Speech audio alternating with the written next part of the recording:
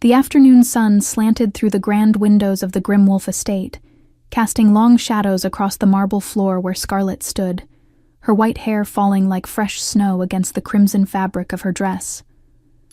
Her hand rested protectively over her stomach, a gesture she'd learned to disguise as casual adjustment, but her sister's sharp eyes missed nothing. My.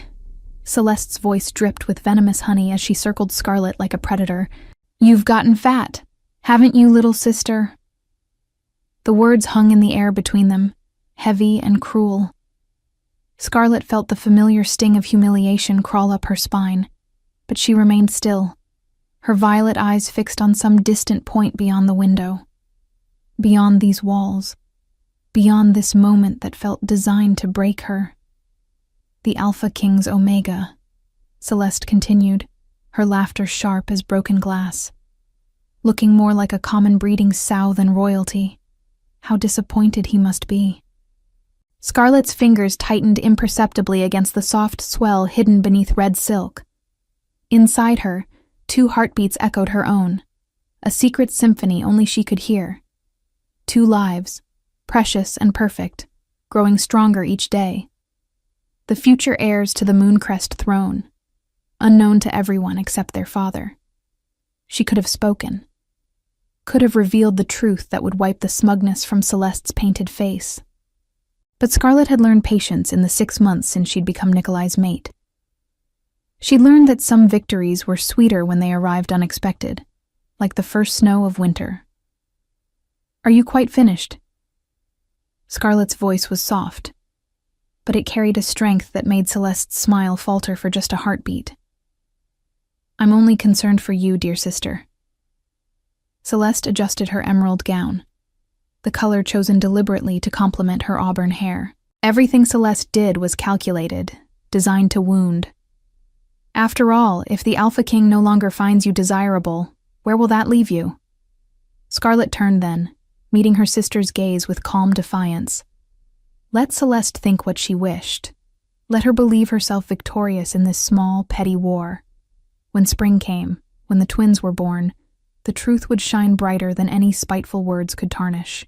I know exactly where I stand, Scarlet said quietly, and walked past her sister, leaving Celeste's confusion trailing in her wake like perfume. The palace corridors stretched before her, familiar now after months of walking them. She'd come to know every tapestry, every carved column, every window that looked out over the vast Mooncrest territory. But she'd never felt quite at home here, not until Nikolai. She found him where she always did in the late afternoon, in the war room, bent over maps and reports, his long black hair falling forward to hide his face. Even from the doorway, she could see the tension in his broad shoulders, the weight of leadership he carried like armor. My king, she said softly, and watched his entire body transform. The change was instantaneous, miraculous. The harsh lines of his face softened, the predatory stillness of his posture melted into something warm and welcoming. When Nikolai turned to her, his dark eyes held nothing of the fierce Alpha King who commanded armies and struck fear into enemies. They held only love, fierce and protective, and entirely hers. Before we continue with the story, tell us where you're watching from and how old you are. I hope you enjoy the story. Scarlet. Her name was a prayer on his lips. He crossed the room in 3 long strides, his hands cupping her face with a gentleness that contradicted every rumor whispered about the ruthless Mooncrest ruler. What's wrong? I can feel your distress through our bond. She leaned into his touch, drawing strength from the warmth of his palms. Celeste, she said simply, and felt his whole body go rigid. What did she say? His voice dropped to a growl, the Alpha rising swift and dangerous. I'll have her removed from the palace. I should have done it months ago. No. Scarlet placed her hand over his heart, feeling it thunder beneath her palm. She doesn't matter, Nikolai. None of them matter. Only this. She guided his hand to her stomach, to the life they'd created together. Only us. The transformation happened again, rage melting into tenderness.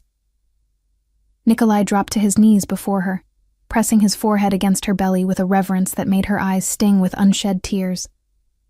His beard was rough against the silk of her dress, his breathing deep and measured as he centered himself in her presence. "I heard their heartbeats this morning," he whispered against her.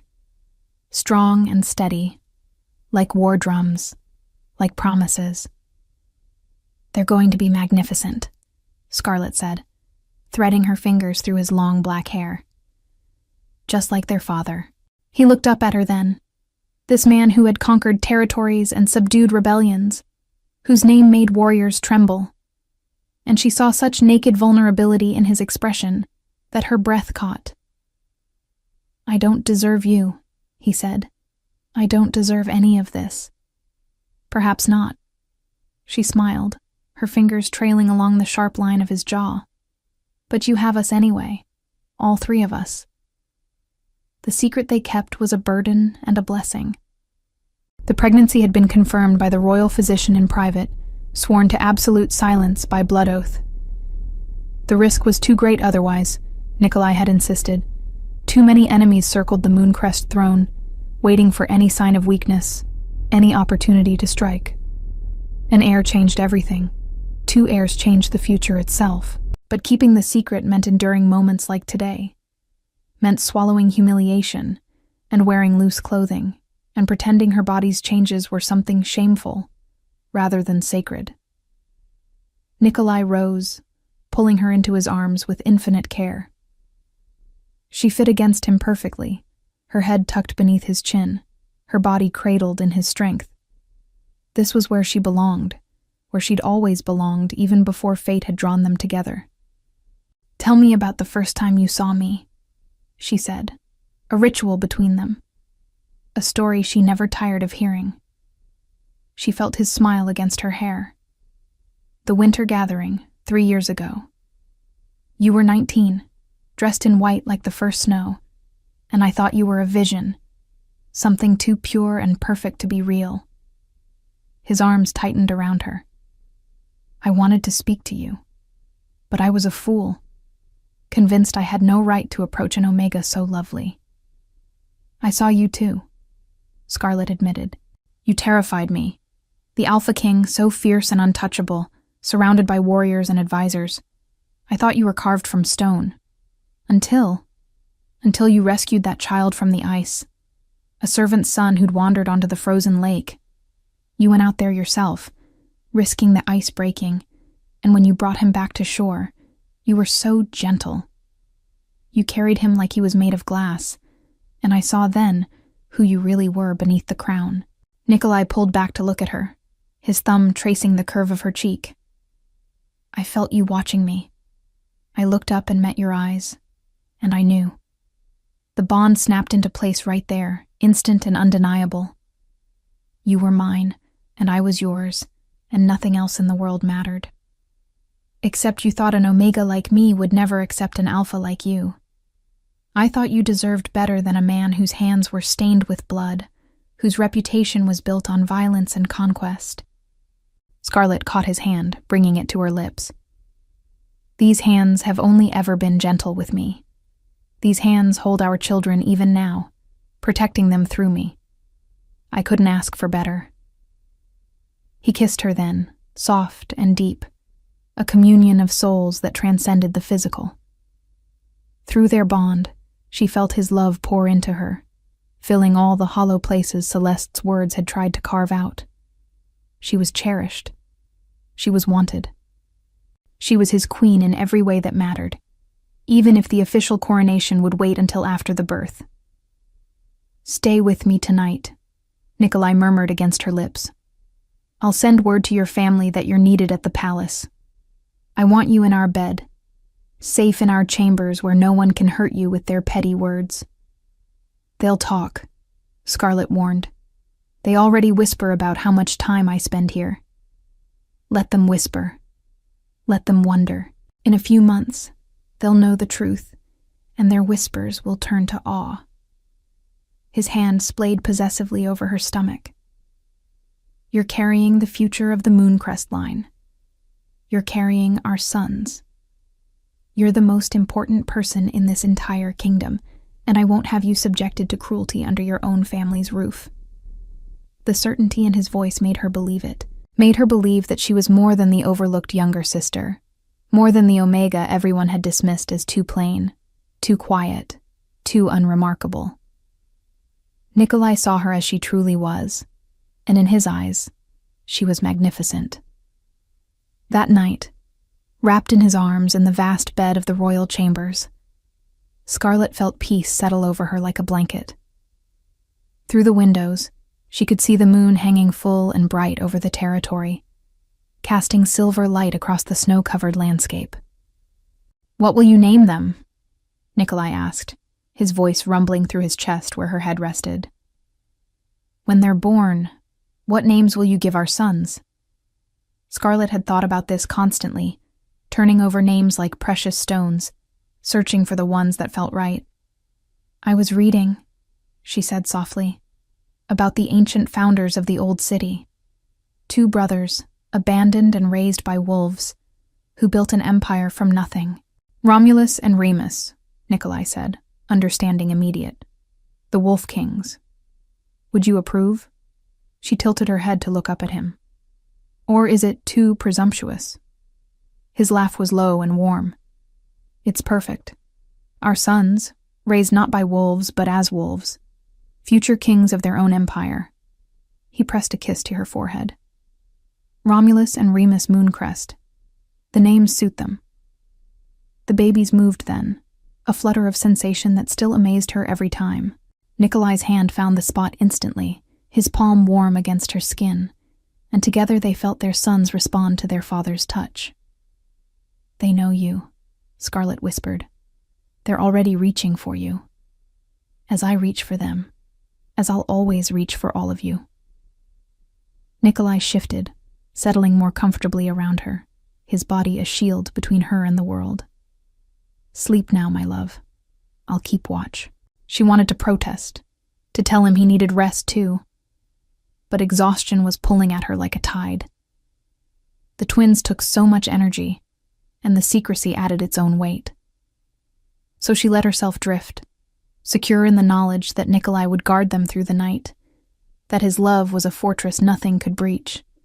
The weeks passed in a strange duality. In public, at the mandatory social gatherings and court functions, Scarlet endured the stares and whispered comments. Celeste was relentless, never missing an opportunity to make cutting remarks about Scarlet's changing figure, her supposed loss of grace, her increasing absence from certain events. "The Alpha King's Omega can't even fit into proper court dress anymore," Celeste announced at a winter ball, her voice pitched to Carrie. Perhaps she should consider retiring to the country estates where her condition won't be so visible. The ladies around them tittered, but Scarlet noticed something new in their eyes. Uncertainty, calculation. The smarter ones had begun to wonder, to question why the Alpha King kept Scarlet so close, why he looked at her with such fierce devotion, why he'd dismissed 3 visiting alphas who'd suggested he might consider taking another mate given his current Omega's apparent failings. "My mate is perfection," Nikolai had said, his voice cold enough to freeze blood. "Any suggestion otherwise will be considered a personal insult to me and dealt with accordingly." No one had dared suggest it again. But in private, in the sanctuary of their chambers, life was entirely different. Nikolai was insatiable in his affection, constantly touching her, talking to the babies through her skin, making plans for a future that grew more vivid with each passing day.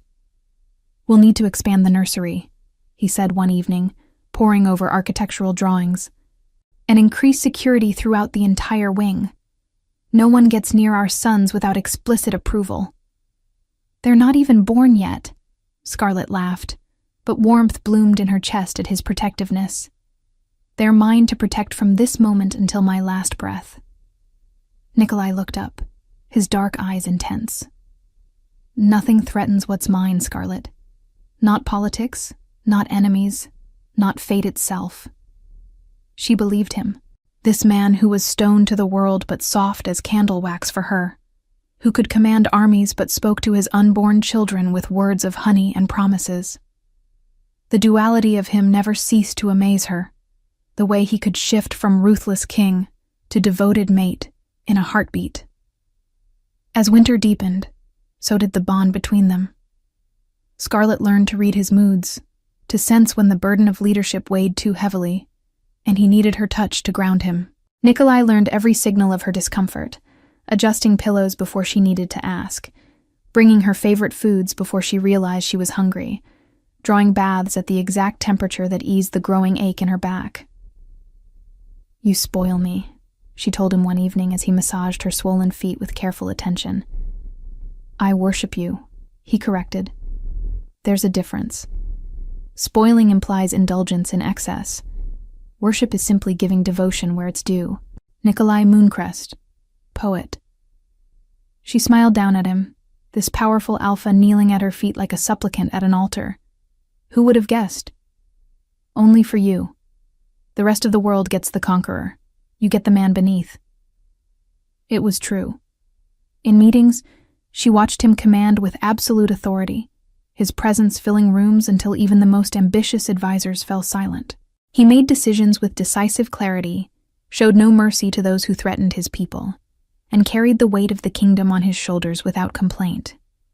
But the moment they were alone, he transformed. He was hers, completely and utterly, devoted to her happiness and well-being above all else. "Does it frighten you?" she asked one night, the question emerging from some deep place of honesty. "How much you love me?" Nikolai was quiet for a long moment, his hand resting over the swell where their sons grew. "Yes," he finally said. "It terrifies me. I've conquered enemies, survived battles that should have killed me, stared down death without flinching.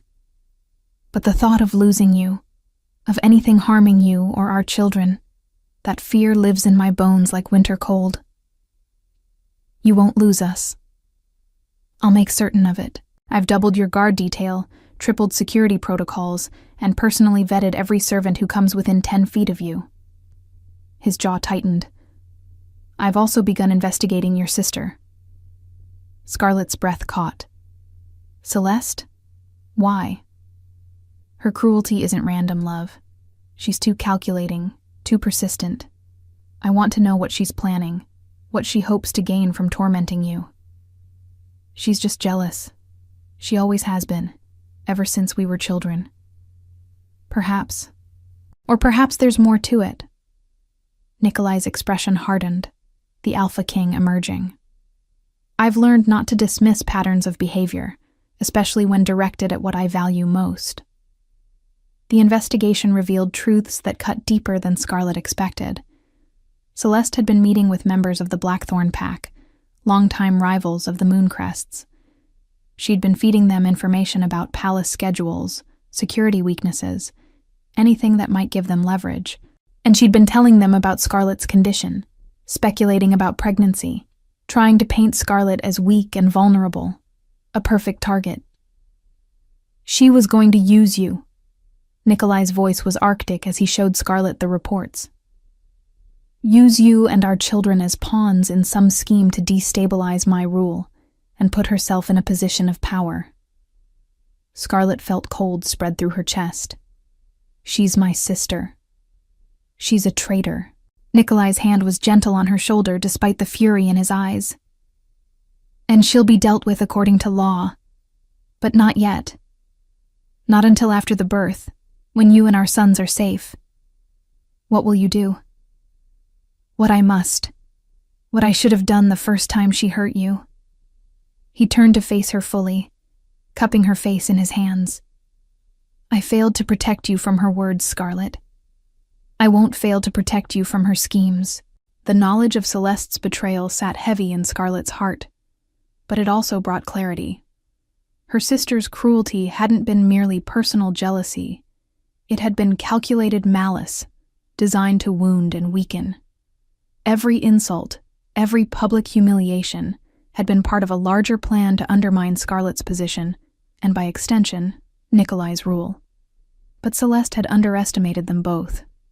She'd seen Scarlet's silence as weakness, not realizing it was strength. She'd missed the steel beneath the soft exterior, the queen waiting to be crowned. As winter melted into early spring, Scarlet's body grew heavier with the weight of the twins. Moving became difficult, sleep came in fragments, and the secret became harder to keep as her condition grew more obvious. The whispers in court grew louder, speculation running wild about why the Alpha King's Omega had grown so reclusive, why she appeared so changed. "They're saying she's ill," one of Scarlet's ladies-in-waiting reported quietly one afternoon, as she helped Scarlet into a flowing dress designed to conceal her shape. "Some speculate she's fallen out of favor." "Let them speculate," Scarlet said, though each rumor stung. She understood the necessity of secrecy, but that didn't make the isolation any easier to bear. Nikolai felt her distress through their bond and appeared moments later, dismissing the servants with a gesture.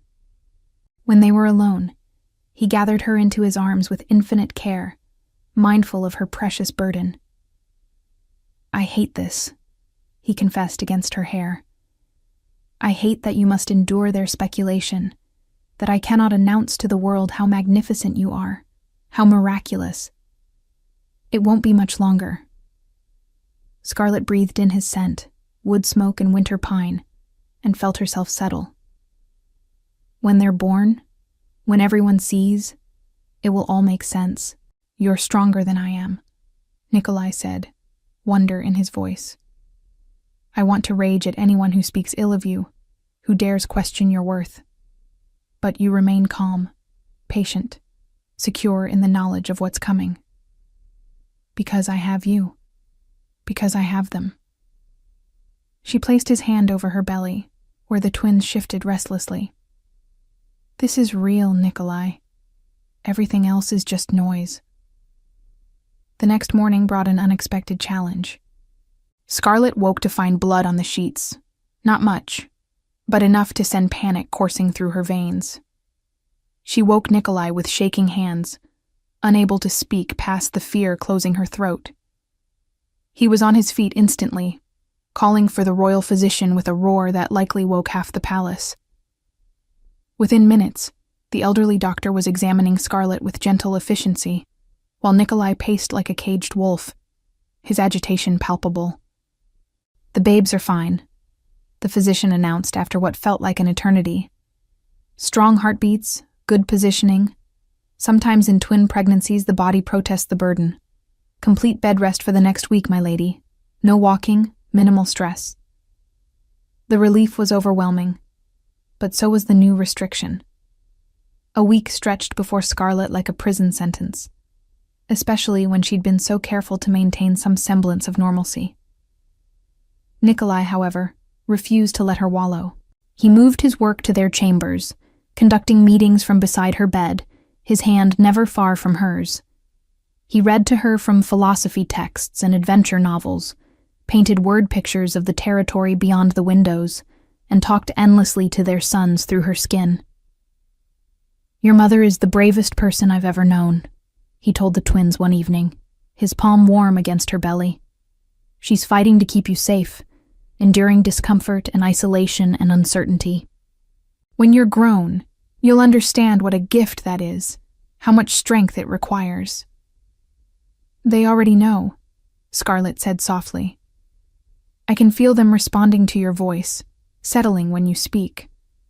They recognize their father. As I recognize them." Nikolai's expression was tender.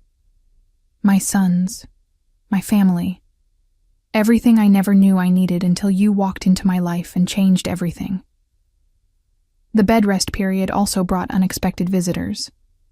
Several of the older court ladies, those who'd already raised families of their own, seemed to divine the truth through some mysterious maternal intuition.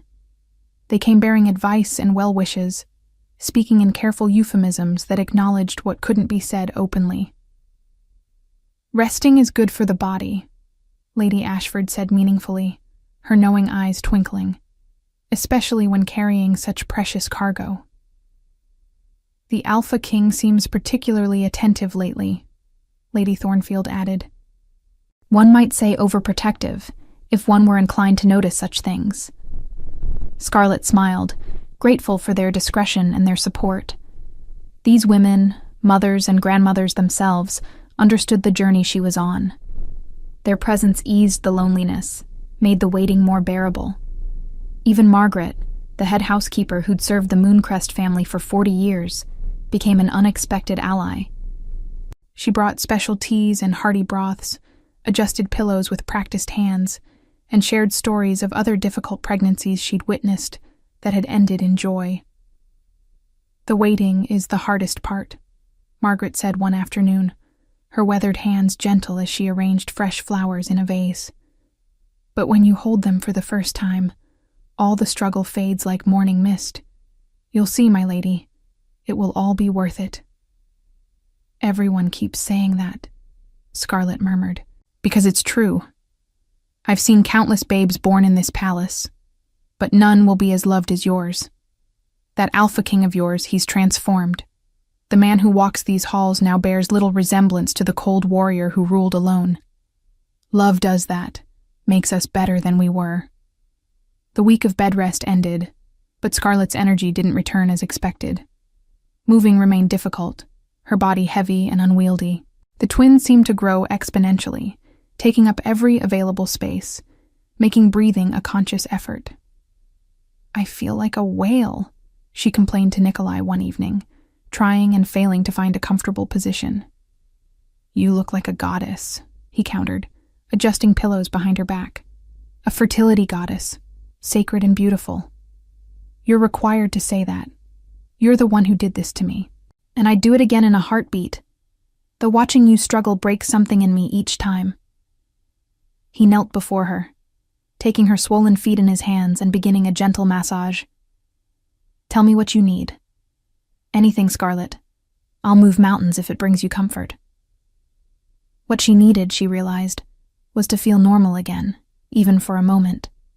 To remember who she was beyond this vessel carrying the future of the kingdom. Take me outside, she said suddenly.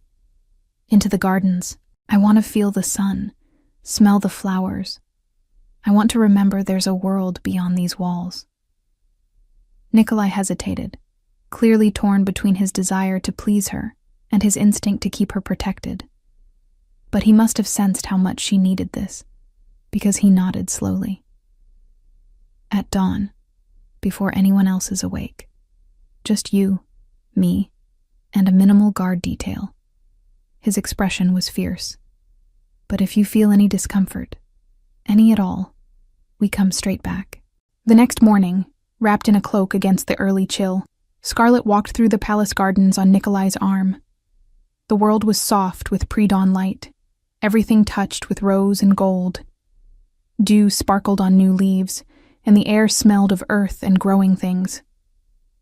This is where I first kissed you, Nikolai said, stopping near a fountain where water burbled over smooth stones. Remember? The spring gathering, 3 years ago. You wore a white dress and had flowers in your hair.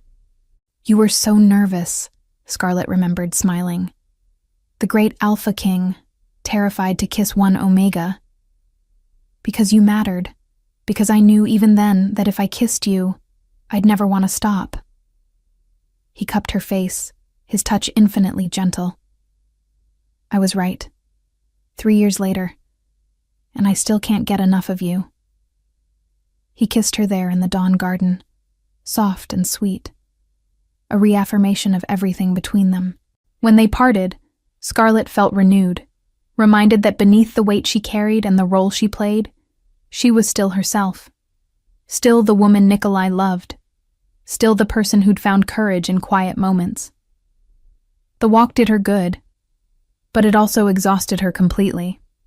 By the time they returned to their chambers, Scarlet was trembling with fatigue, her body protesting the exertion. Nikolai settled her into bed with worried efficiency, calling for the physician to ensure no harm had been done. The babies are fine, the doctor assured them after examination. But my lady must conserve her energy now. We're in the final stretch.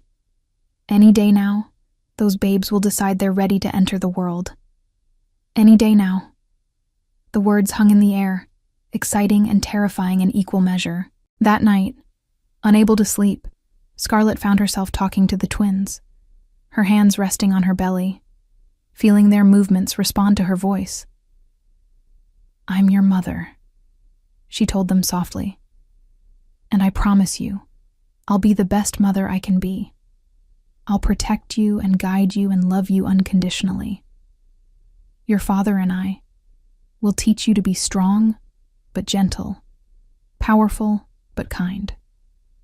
We'll show you that true strength comes from compassion, that leadership means service." Beside her, Nikolai stirred from his light doze. "They hear you," he murmured. "They know your voice as well as mine." "I'm scared," Scarlet admitted, voicing the fear she'd been holding close. "What if something goes wrong? What if I can't do this?" "You can. You will. You're the strongest person I know, Scarlet." Nikolai pulled her closer, his arms a fortress around her. "And you won't be alone. I'll be right there, every step of the way. We'll face it together, as we face everything." The reassurance settled something in her chest, easing the anxiety that had been building. Together. They would face this monumental task together, as they'd faced everything else.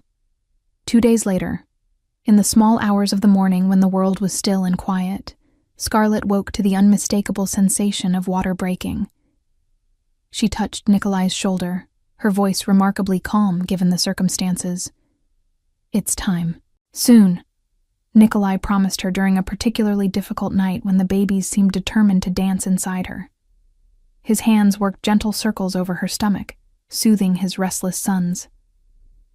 "Soon you'll hold them, and all of this will be worth it." "It's already worth it," Scarlet gasped, as another wave of pressure rolled through her. "Every moment, every sacrifice, they're worth everything."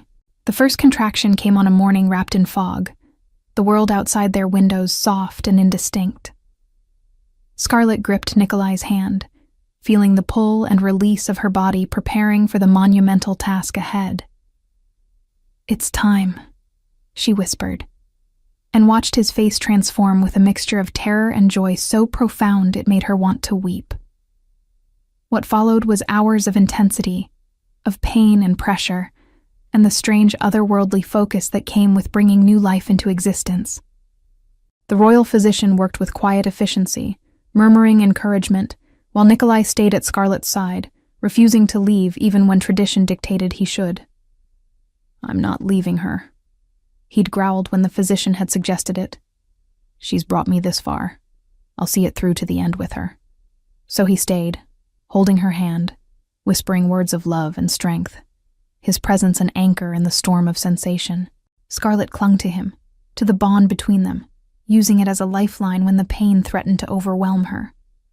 "You're magnificent," Nikolai breathed against her temple as another contraction peaked. "So strong, so brave. Our sons are lucky to have you as their mother." "Tell me about them," Scarlet gasped. "Tell me about our future." So he did.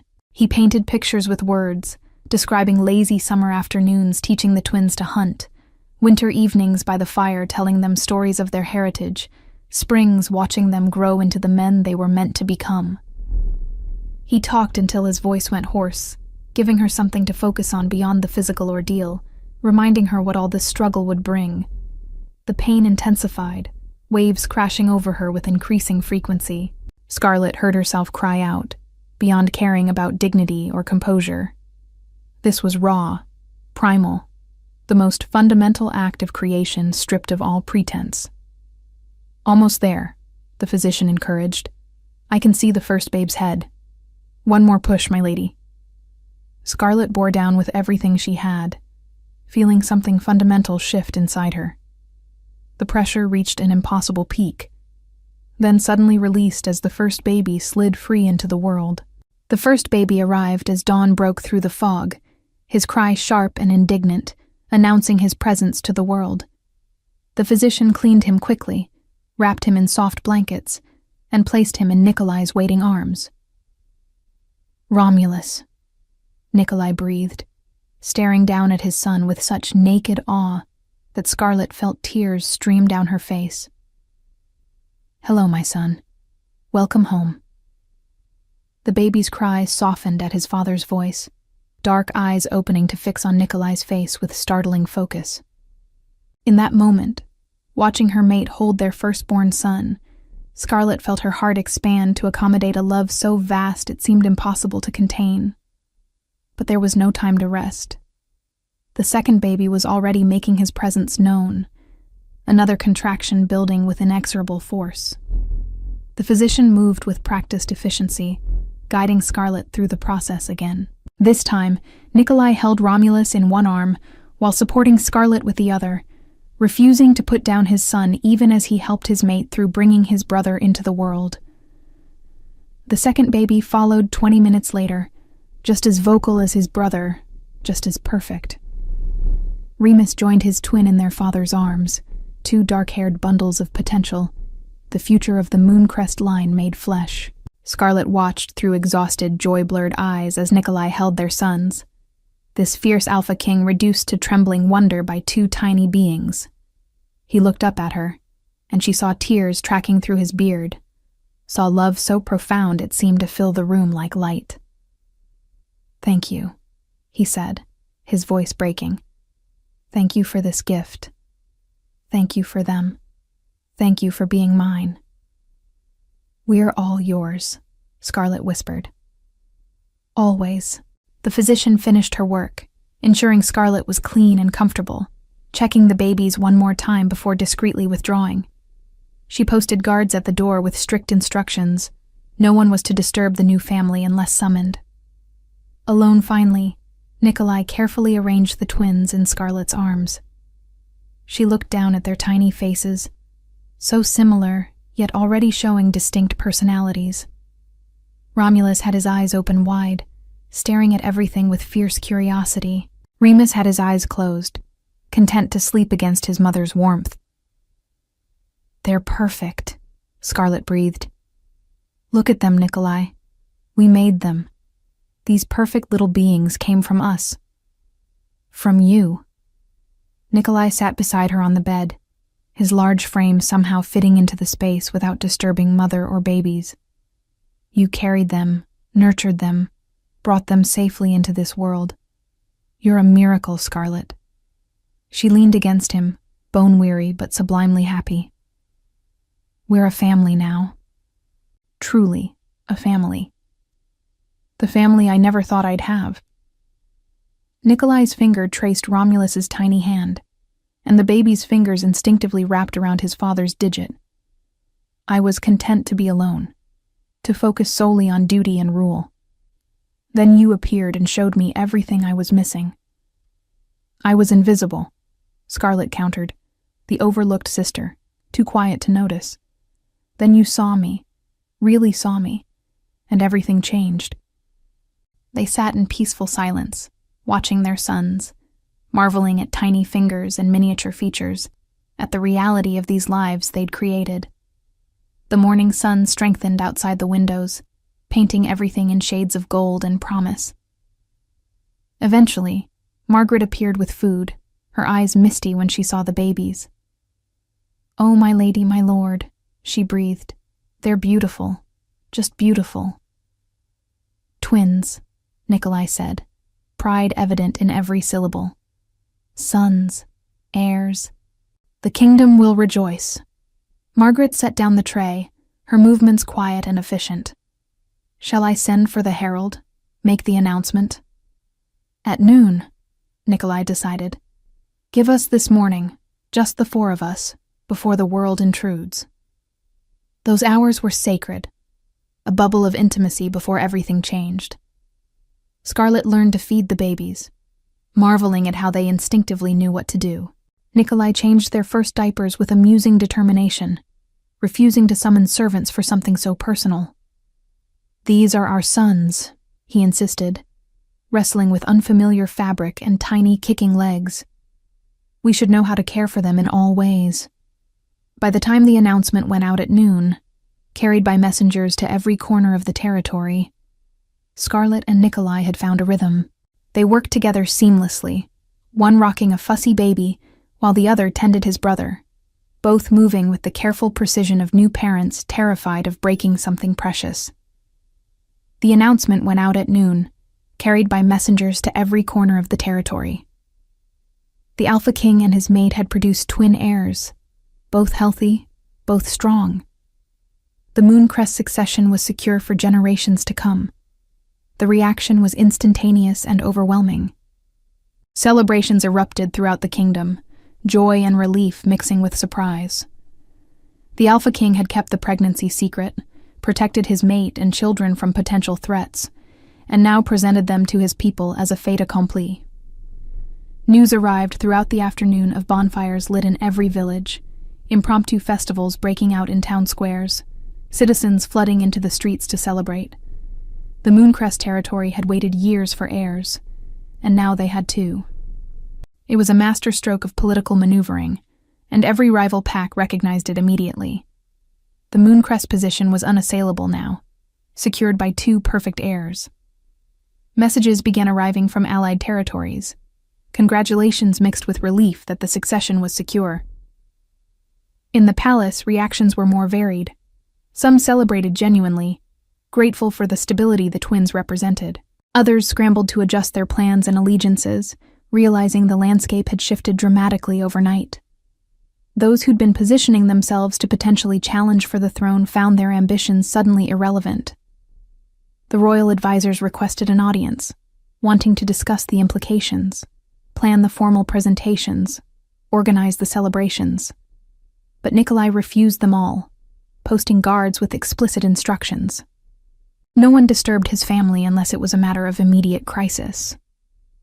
"Let them wait," he told Scarlet, as they watched the twins sleep in the elaborate bassinet that had been brought into their chambers. "They've had my entire life. Today belongs to us." And Celeste, when she heard the news, went pale as death. She'd been at a social gathering in the city when the announcement reached them, surrounded by other court ladies. The messenger had read the proclamation aloud, his voice carrying over the assembled crowd. "The Alpha King Nikolai Mooncrest and his mate Scarlet are pleased to announce the birth of twin sons, Romulus and Remus Mooncrest, born at dawn this morning. Both mother and babies are healthy and strong. The succession is secured. Long live the Mooncrest heirs." The crowd had erupted in cheers, but Celeste had simply frozen, realization crashing over her like ice water. Twins. Her sister had been pregnant with twins this entire time. Every insult, every mockery, every cruel comment had been made while Scarlet carried the future of the kingdom. "I need to go," Celeste had muttered, pushing through the celebrating crowd. She made it to an empty corridor before her legs gave out, forcing her to lean against the wall for support. She'd thought herself so clever, so superior. She'd taken pleasure in tormenting her younger sister, never imagining that Scarlet had been hiding such a monumental secret. The fat comments, the suggestions that Nikolai must be disappointed, all of it had been aimed at a woman who was literally carrying the heirs to the throne. The humiliation was complete and devastating, but worse than the embarrassment was the creeping realization of what else this meant. Scarlet was now untouchable, her position as queen assured. Any schemes Celeste had been nurturing, any plans to leverage her sister's supposed weakness, all of it turned to ash. She'd underestimated Scarlet completely, had seen patience as weakness, silence as submission. She'd failed to recognize the steel beneath her sister's quiet exterior, the strategic mind that had endured temporary humiliation for ultimate victory. Scarlet was resting when her sister was brought to the royal chambers, guards flanking her on either side. The new mother looked up from where she lay in the massive bed, a twin cradled in each arm, and felt a strange mixture of pity and satisfaction. "So it's true," Celeste said, her voice hollow. "You were pregnant this entire time." "I was." Scarlet adjusted Romulus slightly, his small fist gripping her finger with surprising strength. "Every time you called me fat, every time you humiliated me in public, I was carrying the Alpha King's heirs." Celeste's face twisted with rage and disbelief. You let me mock you. You stood there and took it. I did. Scarlet met her sister's eyes calmly. Because I knew the truth would be sweeter for the waiting. Because I knew that when these babies were born, when my position was secure, all your words would turn to ash in your mouth. You manipulative little... Careful. Nikolai's voice cut through the room like a blade. He stood near the window, having been watching the exchange in silence. But now he moved forward with predatory grace. You're addressing the mother of my children, the future queen of the Mooncrest territory. I suggest you moderate your tone. Celeste's defiance crumbled under his stare.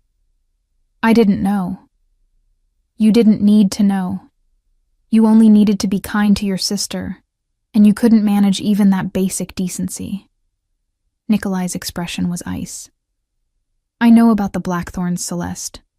I know about the information you've been selling them, the schemes you've been plotting. All color drained from Celeste's face. I can explain.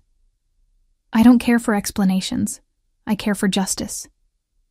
He moved to stand beside Scarlet, one hand resting protectively on her shoulder. You conspired with enemies of this kingdom. You attempted to harm my mate, and, by extension, my heirs. The punishment for treason is death. Silence fell like snow. Scarlet could hear her own heartbeat, could feel Romulus and Remus breathing softly against her, could sense the tension radiating from Nikolai's frame. However, he continued, his voice softening slightly as he glanced at Scarlet. My mate has a kind heart.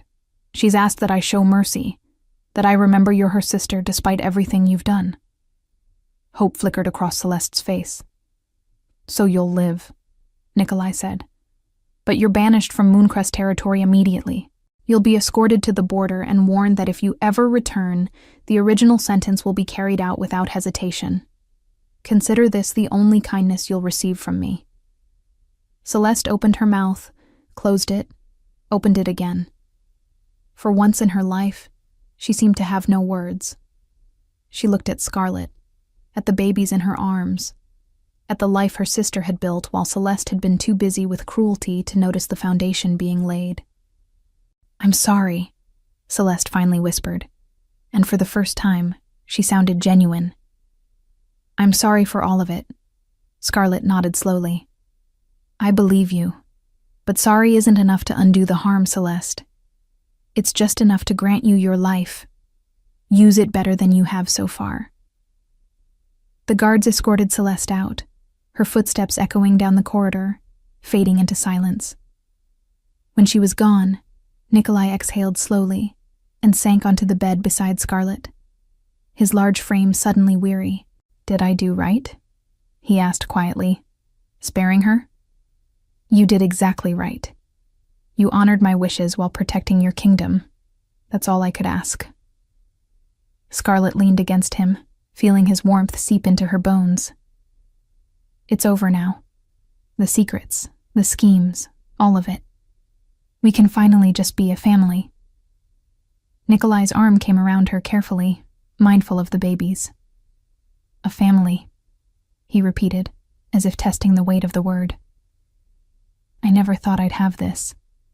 A mate. Children.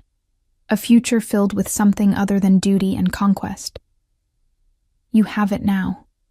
We all do. Scarlet looked down at their sons, at these perfect tiny beings who had transformed everything. Romulus and Remus Mooncrest, future kings, currently interested in nothing more complex than sleeping and eating. Nikolai's laugh was soft and wondering. They're so small. How can they be so small and so important at the same time? Magic, Scarlet said simply. The magic of new life, of hope, of love. In the days that followed, the palace transformed into something new. The nursery, prepared in secret over months, was finally revealed in all its glory, a room designed with both beauty and security in mind. Guards stood constant watch outside the royal chambers, and visitors were carefully screened and limited. But inside those protected walls, life was soft and sweet and utterly perfect. Nikolai proved to be a devoted father, taking to the role with the same intensity he brought to everything else. He changed diapers with careful attention, walked the halls at night when one twin or the other grew fussy, and spent hours simply watching his sons sleep, as if he couldn't quite believe they were real. "You're going to spoil them," Scarlett said one afternoon, watching him fuss over Remus's blankets for the third time. "Impossible.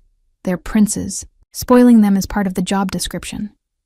But he smiled as he said it, and Scarlett saw the truth beneath the jest.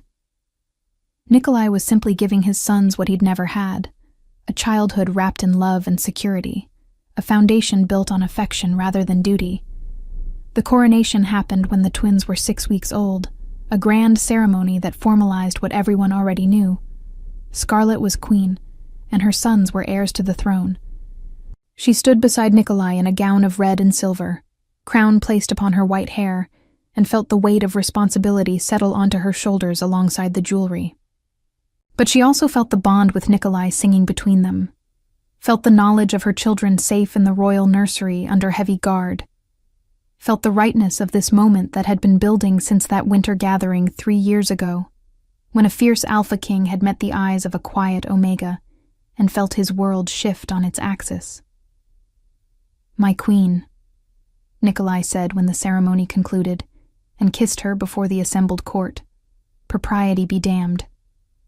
The crowd erupted in cheers, and Scarlett laughed against his lips, giddy with joy and relief, and the sheer impossibility of how perfectly everything had fallen into place. That night, with the twins finally asleep after a long day of excitement, Scarlett and Nikolai stood on the balcony of their chambers, looking out over the territory that was now truly theirs to rule together. "Tell me honestly," Scarlett said, leaning back against his chest as his arms wrapped around her. "Did you ever imagine this? When you first saw me at that winter gathering, did you think we'd end up here?" "No," Nikolai admitted. "I thought I'd watch you from afar and pine in silence, convinced I wasn't worthy of your grace. I certainly never imagined you'd accept me, let alone love me. And children?" His arms tightened. "That seemed like a dream too precious to even hope for. But we got it all anyway. Every impossible dream. We did. We fought for it. We protected it. We kept faith, even when keeping secrets hurt." He pressed a kiss to the top of her head. "And now we have forever stretching out before us. A family to raise, a kingdom to nurture, a love to tend like a garden." Scarlett turned in his arms, tilting her face up to meet his eyes. "I love you, Nikolai Mooncrest, my fierce king, my gentle husband, my children's devoted father. I love every part of you. And I love you, Scarlet Mooncrest, my wise queen, my perfect mate, my reason for breathing." He cupped her face with infinite tenderness. "You saved me from a life of cold duty. You gave me warmth, purpose, a future worth fighting for. Everything I am is yours." They kissed there under the stars, two souls bound by fate and choice, by destiny and determination. Behind them, through the open door, they could hear the soft sounds of their sons sleeping, the future secured in two small beating hearts. The months that followed were filled with the ordinary magic of new parenthood.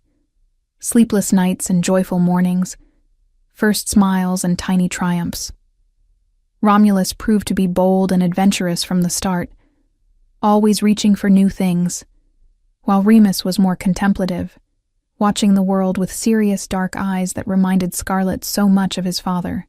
"They're going to be heartbreakers," she told Nikolai one afternoon, watching the 6-month-old twins play on a blanket spread across the floor of the royal sitting room. "Look at them, already so handsome, so perfect. They take after their mother." Nikolai was working through reports, but his attention kept drifting to his sons. "She's the most beautiful thing I've ever seen. Flatterer. Truth-teller. There's a difference." He set aside his work and joined them on the floor, scooping up Romulus, who immediately grabbed his father's beard with both hands. "Easy there, warrior. That's attached." Scarlet rescued the beard, while Nikolai laughed, and Remus, not wanting to be left out, crawled over to join the pile. Soon, all four of them were tangled together on the floor, a tableau of domestic bliss that seemed impossible given where they'd started. "Do you ever miss it?" Scarlet asked during a quiet moment. "The simplicity of before, when it was just duty and conquest, no complications?" Nikolai looked at her like she'd suggested he miss breathing. "Not for a single heartbeat. That wasn't living, Scarlet. It was existing. This?"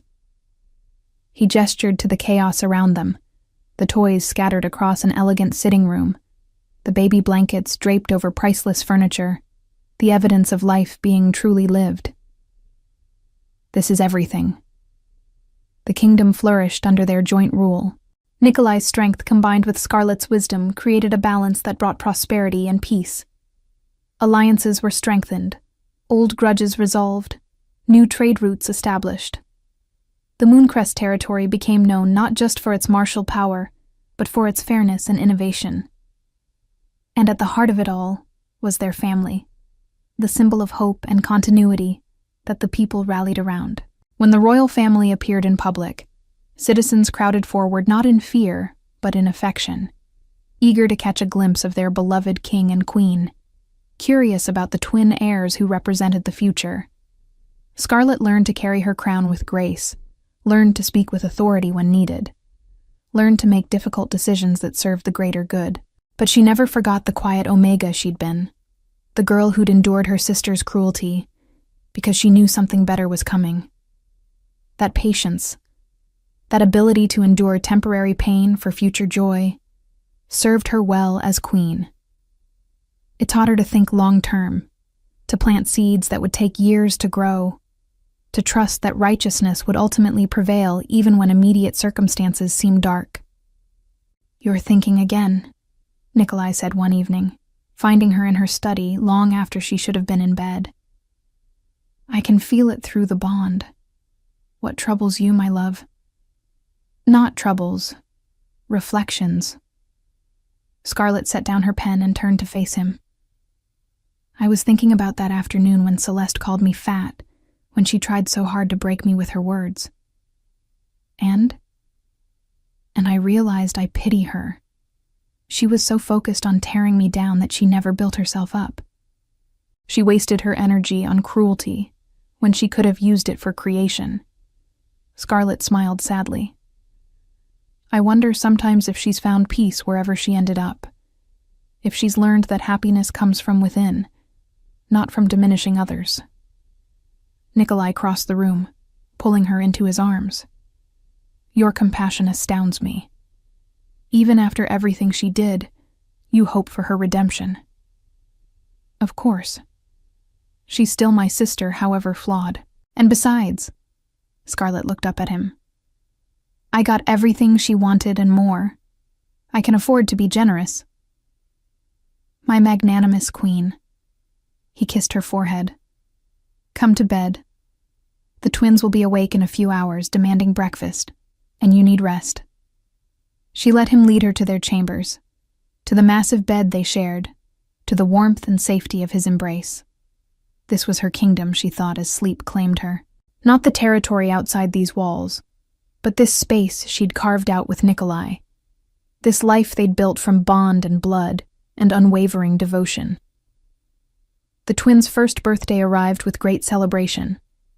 The palace was decorated in silver and crimson. Guests arrived from across the territory, and a feast was prepared that would be talked about for years.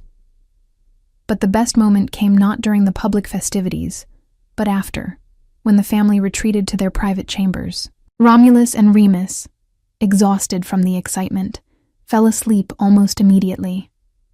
Scarlet and Nikolai sat together watching them, these miracle children who'd changed everything. "A year ago," Nikolai said quietly, "we were keeping secrets, protecting them before they were even born. Now look at them, real and solid and perfect." They're the best of both of us, Scarlet agreed. Your strength, your determination, my patience, my kindness, and their own spirits, unique and fierce. Romulus with his boldness, Remus with his thoughtful nature. They're going to be formidable men someday. Someday, but not yet. For now, they're just our babies. She leaned against him, comfortable in the easy intimacy they'd built. We did well, didn't we?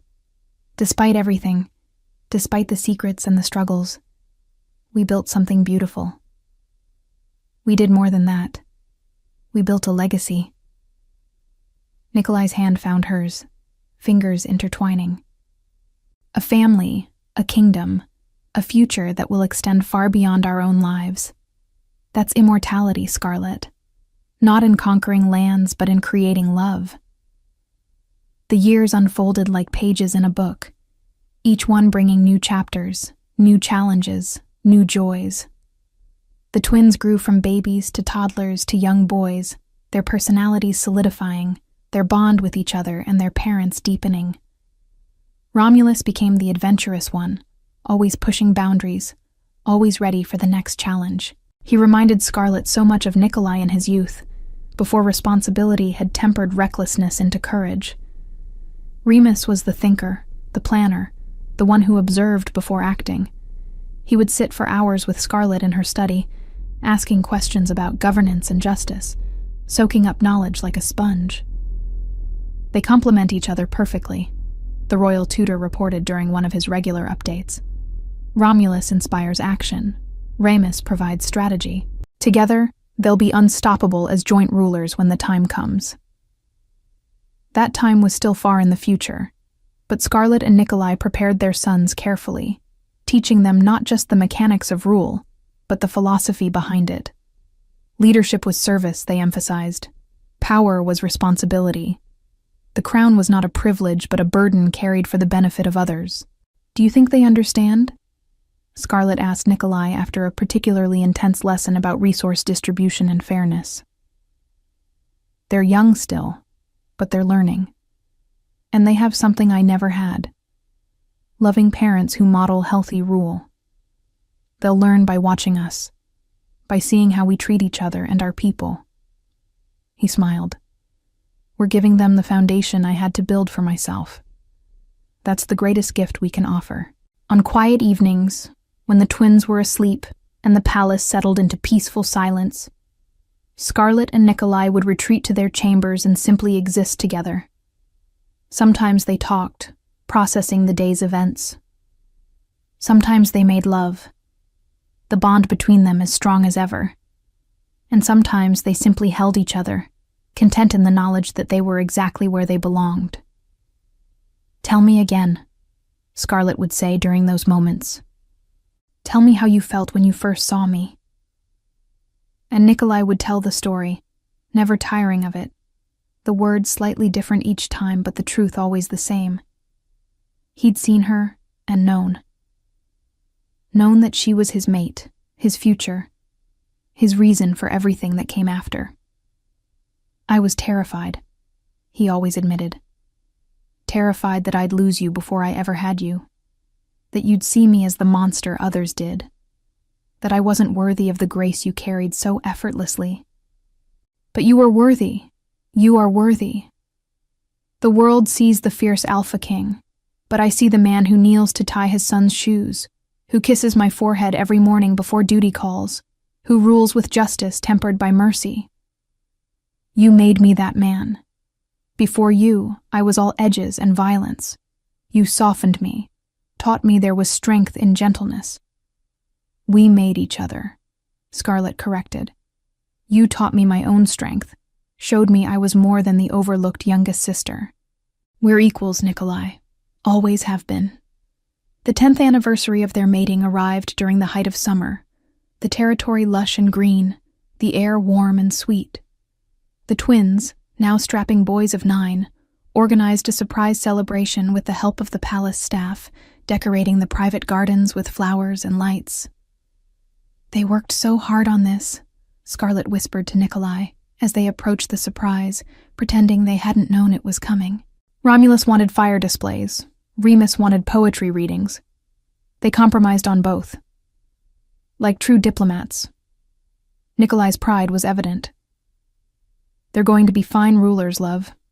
Better than I ever was. You're an excellent ruler. Because I have an excellent partner. He took her hand, squeezing gently. Everything good in my life traces back to you, Scarlet. You're the root from which all blessings grow. The celebration was perfect because it was genuine, filled with laughter and love rather than political maneuvering. The twins presented their parents with gifts they'd made themselves, crude but heartfelt.